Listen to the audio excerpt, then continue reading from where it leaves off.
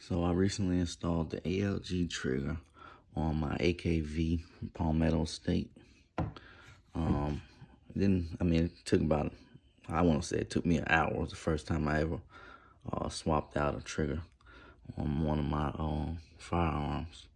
So, yeah. That's what it looks like on this side.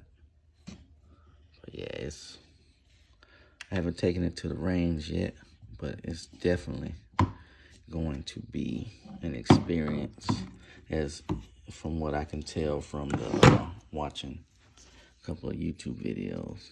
But yeah, I got the folder on it too.